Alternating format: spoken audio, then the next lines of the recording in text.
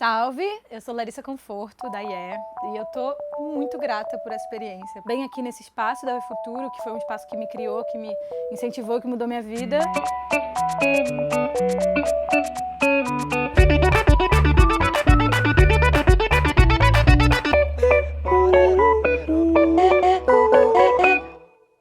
Antes de tudo, saravá, a bênção, que Ogum, meu pai, nos dê forças sempre.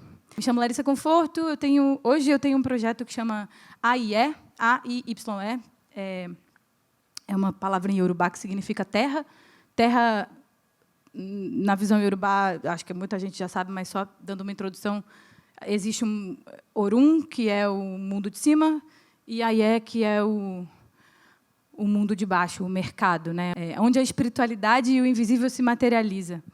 E, enfim, vou falar um pouco dos processos, assim, dos meus processos para chegar até nisso e tentar trazer outras ferramentas. Bom, minha trajetória começa na bateria, no tambor. Desde 12, 13 anos eu comecei a tocar. Tive muitas bandas. Talvez alguém daí me conheça por ter tocado na Ventre, que era uma banda bem roqueira de uns anos atrás. Me formei em produção fonográfica. Acabei, por ser mulher, enfim, imagina, 2008, a pessoa produtora fonográfica. Nunca me aceitaram para trabalhar em estúdio e nem na parte técnica, e eu acabei indo para a produção artística. Trabalhei em 2 gravadoras aqui no Rio. Uma foi a Biscoito Fino, então eu tive a oportunidade de fazer produção artística em disco de Gilberto Gil, Maria Bethânia, Moraes Moreira, Chico Buarque, Rita Lee. Aí depois mudei de gravadora, fui ser AIR na DEC. Aí outra abordagem completamente diferente. Trabalhei com Nação Zumbi, Pitty, Alceu Valença, lancei o Naldo, Amor de Chocolate. E uma hora eu me desiludi um pouco com esse mercado, assim, com o lugar de pensar a música num lugar de mercado. Mas aprendi muito, né, em estúdio, vendo grandes nomes, grandes artistas trabalhando, grandes músicos trabalhando. Nunca pensei que eu ia me tornar instrumentista. E larguei tudo isso para fazer minha banda, Ventre. Em 2018, a gente parou. E, já em 2018, eu comecei a receber muitos convites para tocar com outros artistas. Hoje em dia, eu sigo tocando com o Paulinho Mosca, toco com a Duda Braque. A vida foi me encaminhando para esse lugar de me entender como instrumentista. E, às vezes, a gente não se acha, quando olha para si, não se vê nesse direito, né, nesse lugar. Eu nunca tinha me visto como compositora e vim parar no ASA, que foi uma residência artística que teve aqui, nesse espaço maravilhoso. Por 1 ano, a gente ficou em residência, 50 mulheres. Foi um processo que mudou completamente a minha vida, a minha forma de me expressar. Eu acho que foi uma chave mesmo, assim, para eu vislumbrar novas possibilidades. E acho que eu estou aqui um pouco para falar disso, assim, porque eu estou vendo vocês numa residência que é um pouco diferente. Logo que eu cheguei aqui, que eu pisei aqui, eu estava, pela primeira vez, eu recebi um convite do Alexandre Matias, lá do Centro da Terra, em São Paulo, para fazer uma temporada de 4 segundas-feiras. E aí eu falei, velho, vou pegar tudo que eu tenho na cabeça, um monte de coisa imagética, e vou tentar improvisar para ver se saem essas músicas. Eu me sentia muito não compositora, sabe? Uma instrumentista muito cheia de ideias, muito arranjadora, muito produtora e pouco compositora. Me baseei muito no arcano 18 do tarô. Foi exatamente também no momento em que a minha avó parte, minha vovozinha, e essa avó que nasceu na Amazônia e tem toda uma história, ter nascido em aldeia indígena, e eu fui buscar essas origens, e ela me deixou uma caixa com mais de 40 tarôs, 47 tarôs, precisamente, essa caixa ali, ó. E todos eles todos costuradinhos, com tricôzinho. E eu comecei a investigar esses arcanos e o que eles diziam para mim. E aí eu fiz ali, aquele ali é o flyer, também uma experimentação baseada no meu entendimento das luas. Eu fiz cada segunda-feira uma lua. E aí a performance era, eu abria o Google, digitava lua nova. E aí via o que ia aparecendo e ia tipo gravando a tela do computador, abrindo imagem, poesia, sons e improvisando nisso, chamando músicos. Eu fiz uma espécie de cordão umbilical, assim, peguei vários tecidos da minha vida, tecidos, cortina da minha avó, uma roupa de cama antiga da minha mãe que acabou ficando lá em casa, paninho de prato, a camisa da minha primeira banda, sabe? E aí cortei tudo aquilo, dei uns nós e pintei aquilo com uma tinta que eu tinha meio rosa, magenta. E percebi, sem querer, fui me seguindo nesse instinto e percebi que aquilo era um cordão umbilical. E eu nasci enforcada no cordão umbilical. Então, no fundo, eu me vi falando de morte e de vida através desse processo que eu desenvolvi aqui no ASA. Isso foi muito juntinho com o ASA. Assim, na primeira semana, tipo aqui, a gente passou um ano, né? Na primeira semana, a gente chegou aqui e eu tinha acabado de fazer o AIE. E aí, a gente teve uma vivência aqui com performance e uma coisa de improvisar com sons que a gente gerou aqui numa atividade. Aí eu trouxe algumas outras performances que eu acabei fazendo no meio disso. Assim, o meu processo de composição foi muito para esse lugar da performance, que eu acho que tem a ver com esse transitar das artes, né? Essa multidisciplinariedade que a gente vive hoje, assim, de artistas que transitam entre as várias artes. E, na performance, você não sabe muito bem o que é teatro, o que é dança, o que é música. Isso aí foi em Nova York.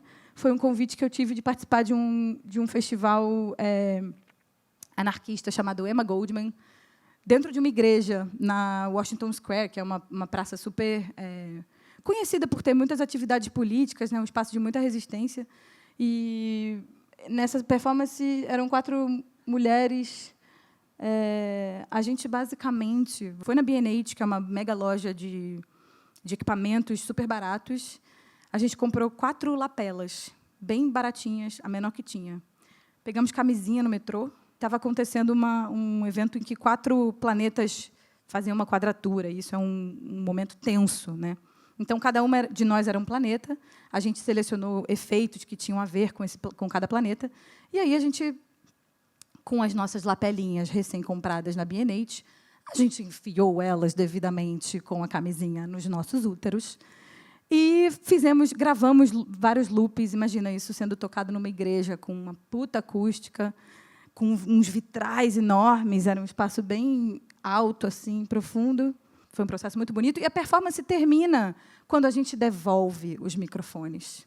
Porque, né, a gente não gostou dos microfones. Essa foi uma peça da Lisa Schomberg, uma artista de som muito foda, que também é uma baterista, que ela é uma grande referência minha. É americana, e ela veio para o Brasil, ficou numa residência que chama Lab Verde. Ela passou, se eu não me engano, foram 2 ou 3 meses documentando o movimento das formigas na Amazônia, numa área amazônica. E a gente fez uma peça para 4 baterias, tocando com essas formigas, nos ritmos delas, né? Na verdade, foram 3 peças que se juntavam numa só, então era uma performance sonora também. Aí, essas foram as situações em Lisboa. Uma foi sobre o ouro em Lisboa e a outra foi um processo que a gente ficou 1 mês numa praia recolhendo materiais. E aí eu fiz só a parte de som. Eram performances em parceria com outros artistas visuais e tal. E eu fazia o som ao vivo daquilo sendo mostrado. E a gente chega no Grátis Trevas. Grátis Trevas é o meu primeiro disco. Então, no meio dessas coisas todas, eu explorando o som, explorando muito de arte sonora, de performance, assim, abrindo todo o leque de composição, de formatos, de forma. Eu lancei um disco que chama Grátis Trevas. Foi em 2020, foi 20 de março de 2020, ou seja, acabou de completar 3 anos. 3 anos que parecem 13. São muitas viagens.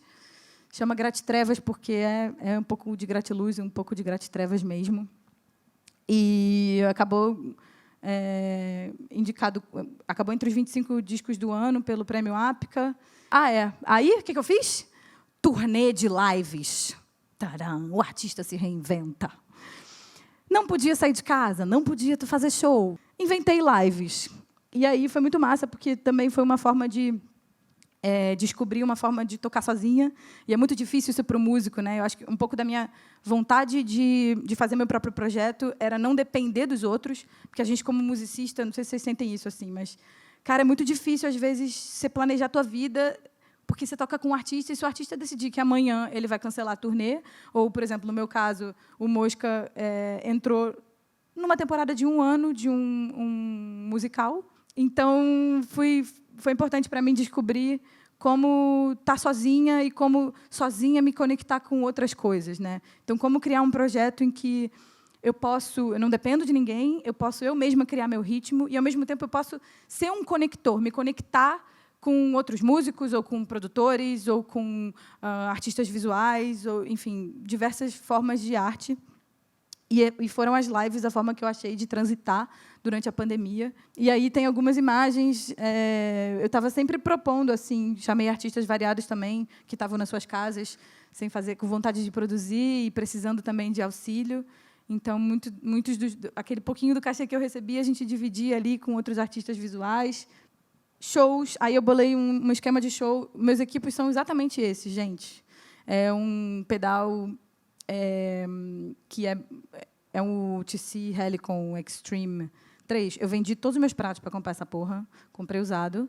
Mas, enfim, funciona muito porque ele é metade pedal de voz, sai XLR, entra XLR, e tá aí até. E a outra metade entra P10 e sai P10. É meio que para guitarra, mas eu uso ele para mandar a minha SPD para ele, botar efeito e fazer loop também. E ele tem uma loopeira que é quase um dito da TC Electronics, só que ele tem 3 canais separados, é super legal. E aí virou a minha chave de ouro ali do show. E eu uso uma SP404, também fazendo loop e criando textura e tal, e a SPD, que é o meu sample pad. Cara, tudo isso cabe numa mochila. E assim que eu fiz o meu show, porque eu queria poder viajar sem ter que despachar mala. Eu queria fazer um show que fosse o mais barato possível de rodar, que não dependesse de ninguém e que eu pudesse caber numa mala para eu não precisar despachar. Gente, é sério, eu estou contando tudo isso porque eu acho que nos dias de hoje, assim, a gente enfrentando dificuldade para caralho, é muito importante que a gente falar de limite, né, para falar de expansão, porque a gente tem tantas possibilidades, mas às vezes o limite é o que vai direcionar para onde a gente precisa ir. Tem algumas coisas visuais, eu fiz essa cruz com LED, que eu levo, porque é uma forma de... Também levo na mochila, e é uma forma de chamar a atenção, né, de ser um pouquinho mais visual, um pouquinho diferente. Então, se eu vou tocar num festival meio cedo, ninguém me conhece, cara, a galera cola porque vê que tem um monte de flor de plástico com essa luz, com um monte de... Eu uso muito uma imagética de Umbanda, assim... Umbanda Brasil, neon, flor de plástico. Todos esses figurinos foi cortina. Eu colei na casa de umas amigas, artistas têxteis, e a gente pegou umas cortinas em brechó. Todas essas roupas e esses adereços não custaram mais de R$100, assim. É meio tudo reciclado, com o resto do resto, com o trampo de cada uma. E para tentar fazer a coisa mais visual e chamativa possível, que converse, que explique. E aí, agora, a gente entra no momento da palestra mesmo. Eu estava falando só de mim, que coisa horrível. A era da multidisciplinariedade.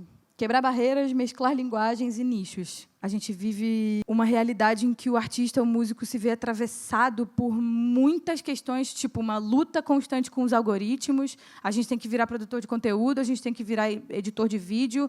A gente, né, não só faz a nossa música, produz, compõe, grava, pensa no visual, pensa na parte técnica, pensa na viabilidade do rolê, e aí organiza a nossa própria turnê. A gente tem muitas demandas, né? Qual é a nossa via de trabalho? Onde é que a gente faz melhor e onde é que a gente chama o outro? O meu corre é muito, muito independente, e eu sinto que é muito importante que a gente possa se unir para realizar coisas juntos e gerando novas possibilidades para todos, assim, em conjunto. Então, acho que é micropolítica mesmo, acho que é de se unir. Entra num lugar, para mim, assim, né? O mundo de possibilidades e um excesso de atravessamentos que o artista vive, que o músico vive, né? E uma questão, assim, que eu acho que é a assinatura, né? Quando você é músico, como é que você imprime a tua identidade? Aquele músico que você ouve o cara quando toca. Como é que a gente expande esse lugar da assinatura, né? Como é que ela também pode transitar entre as multidisciplinas? Gente, eu não estou aqui para falar de parte técnica. tá tudo no YouTube, sabe? Eu acho que, hoje em dia, assim, dá para fazer o que você quiser fazer, você vai botar no YouTube e vai achar alguém foda te explicando. Tipo, eu digo isso porque, assim, por mais que eu tenha feito faculdade de produção fonográfica, eu aprendi a mexer em Pro Tools. Hoje não sei nada, porque é um software super burocrático.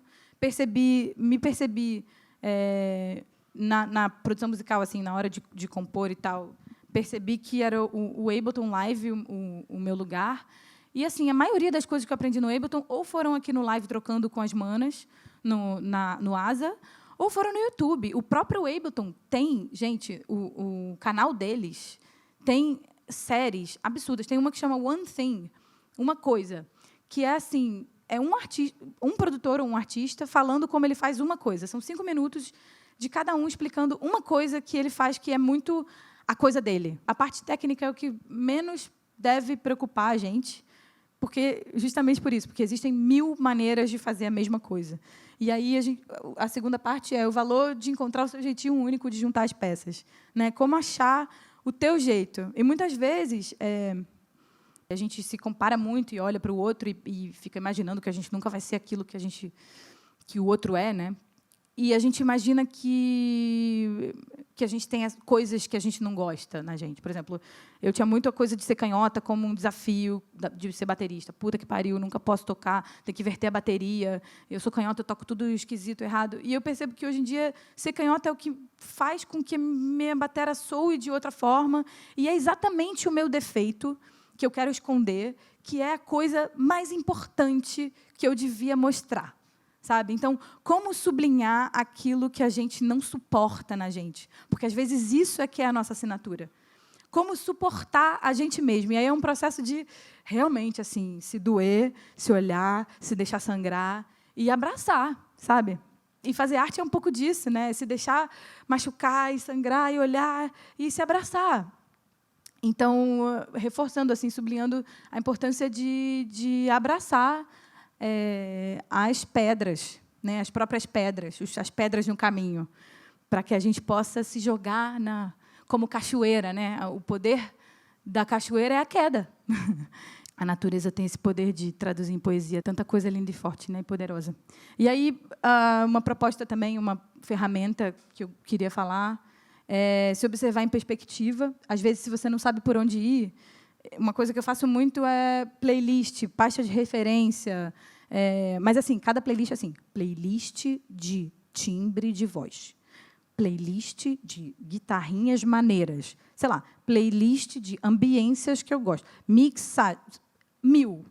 E aí, faz a playlist, esquece, por uma semana, um mês. Depois olha de novo, com outra cabeça, com outro dia, num outro momento, e percebe o que tem de parecido em todas as faixas que você selecionou. Escreve, desenha, sublinha. E aí percebe o que aquilo que você identificou fora, o que tem de você nisso. Porque, muitas vezes, o que a gente observa fora e o que a gente vê é só um espelho, né, do que a gente é.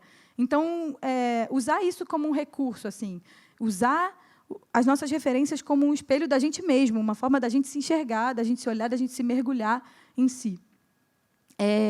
Outra coisa, paletas de cor, paletas de som que se formam, timbres, texturas, nuances. Às vezes, isso, referência visual, pasta no Pinterest. É horrível. O Pinterest, que você entra lá, quando você vê, você está 3 horas no negócio. Não sei se vocês têm isso, mas fazer também referências visuais, cores.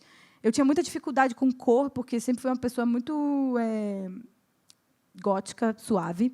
Então, tudo era muito preto. A Umbanda foi me ensinando a sair um pouco disso e misturar essas cores. E, depois que você faz pastas, você vai olhando para elas e percebe que tem já uma paleta. Tem já as cores que te chamam, que te convidam, que te refletem. E incorporar isso, né? Cor, som, cheiro. Todas essas referências são como sentir o cheiro de quem você é. O universo é o instrumento.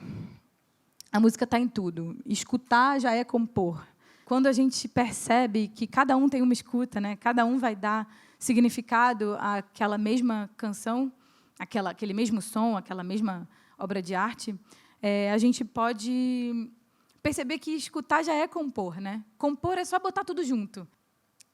Então, sair um pouco do lugar às vezes, a gente bota a prateleira acima de onde a gente pode alcançar, sabe?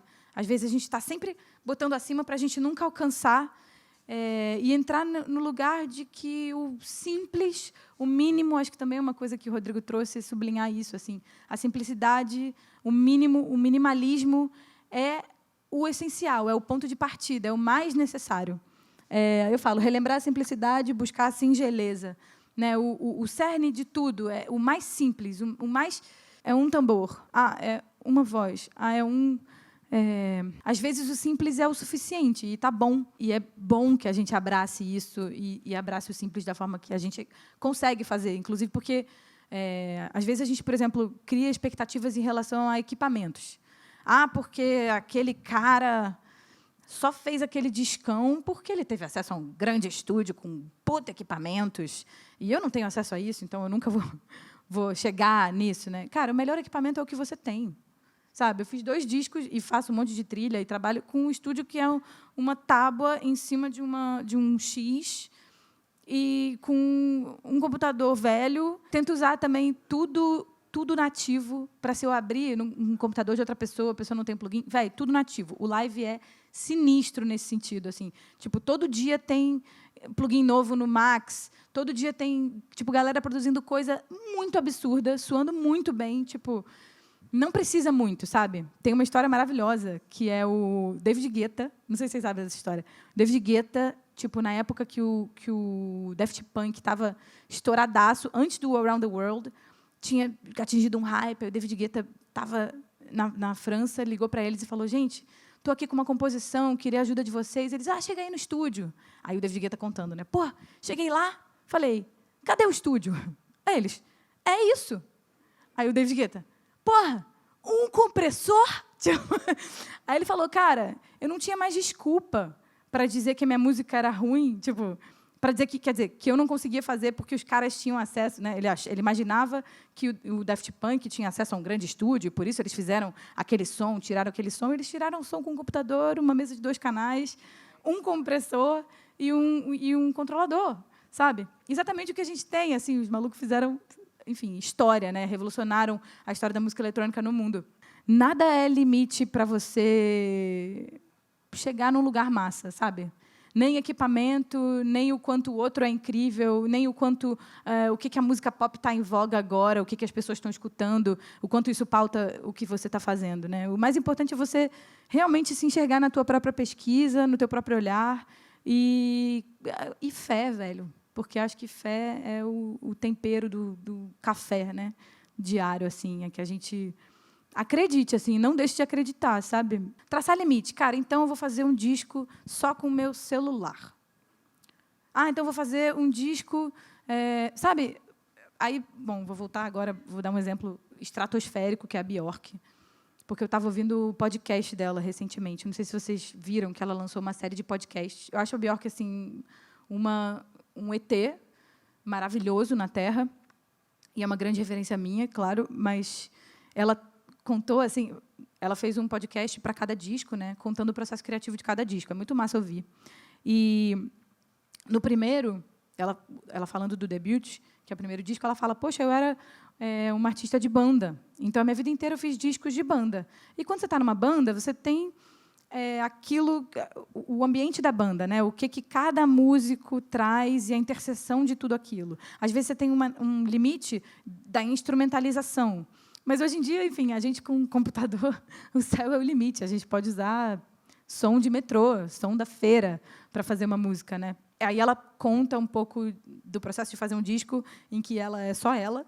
Então, uma música ela fez com cordas, e aí outra música com beat, e outra música com metais, né? E é um disco assim muito variado, com muitas facetas. Se recusar a ser linear, eu acho que é uma proposta artística, assim, que esse tempo está disposto a abraçar. Aí vou chegar no improviso. Não há nada que precise ser mais planejado que o improviso. Acho que isso é um processo que acontece muito na arte visual, por exemplo, né?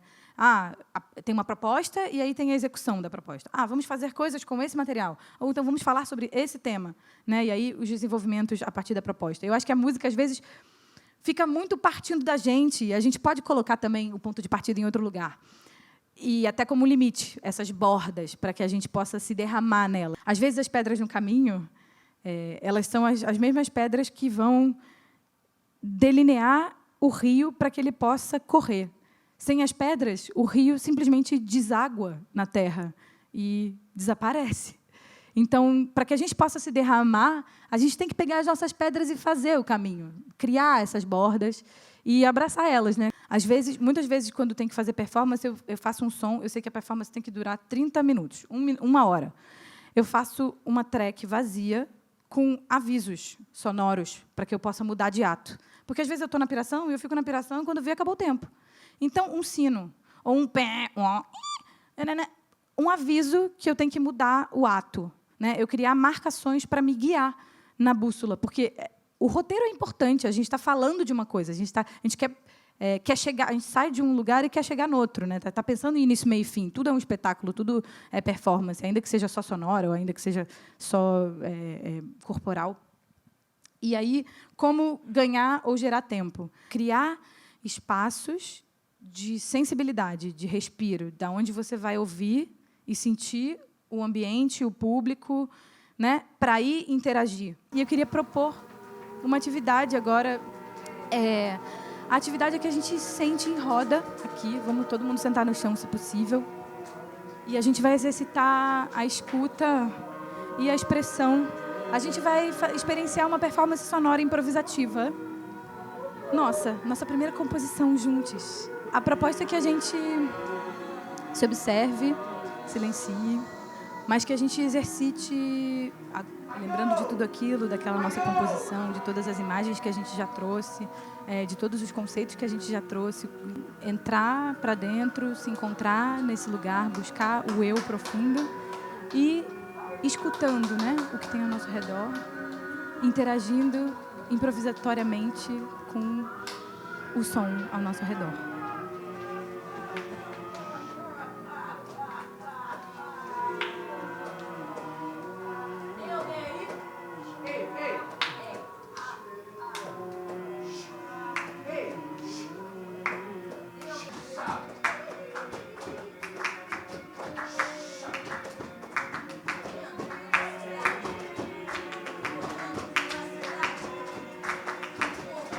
E eu recebi, assim, muito amor, conheci músicos incríveis e a experiência de compor junto com eles foi muito profunda, assim, estou transformada.